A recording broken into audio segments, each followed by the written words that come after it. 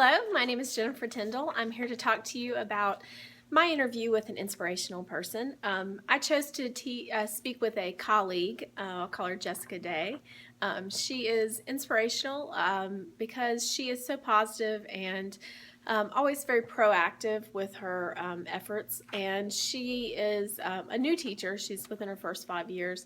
But I have found her to be very inspirational and really has invigorated my own teaching.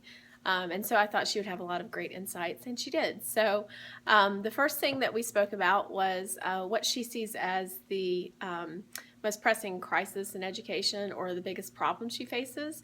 And she too teaches a elective subject. And she faces a lot of the same thing I do, which is like, why is what you're teaching important, and why should we care about it? Because there is such a heavy emphasis on testing and core subjects that we have kind of lost the value of just learning for learning's sake and for the joy of being more knowledgeable. And so that is one of our biggest challenges on a daily basis, is trying to help children understand that learning for learning's sake can be very valuable. The next thing we talked about was how does she plan for a crisis. And one of the things she said, which I thought was really important, is that she likes to try and anticipate needs and issues, and so she can be prepared before the fact, because of course by nature a crisis is something you're not prepared for. But if you've kind of anticipated things that could happen or might happen, you can kind of stay on top of things.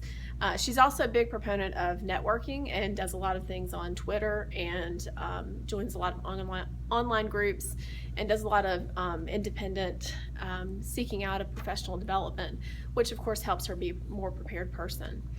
It also gives her a large bank of resources to use if something does happen, so she has something to readily refer to. The biggest tip, and probably what I think is the most important tip she had for overcoming challenges, was to make sure that you aren't too proud to ask questions.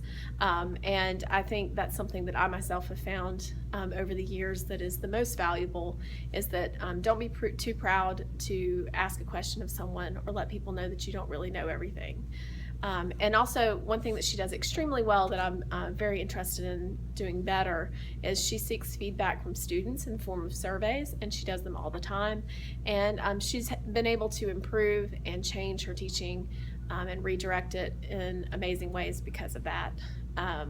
And the last question was, how do you maintain your focus in a crisis?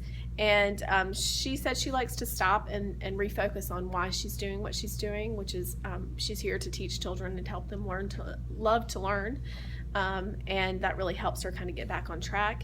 And she also likes to think about, what can I change today to make today better, because you might not be able to fix the big picture right now, but you can certainly make this day a better day. So I thought that was all really interesting, and I'm really glad I got a chance to talk to her, because it's good to hear her verbalize these things, even though I see her in action doing them every day. So thank you. Have a good day.